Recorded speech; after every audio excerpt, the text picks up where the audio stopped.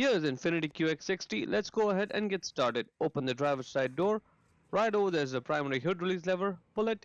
Now in front of the vehicle, right on top of the Infiniti emblem, put one finger there and push it left. If you're not able to push left, push down on the hood first a little bit, then push left and lift up the hood. This hood stays in place being supported by the two hood struts right over there.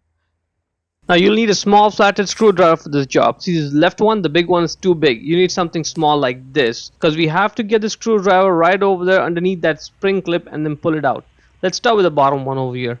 Let's get the screwdriver right over there and then pull this steel spring clip back, and once it's out like this, good, just grab the entire strut with the screwdriver and then just pull it off. It'll come right out.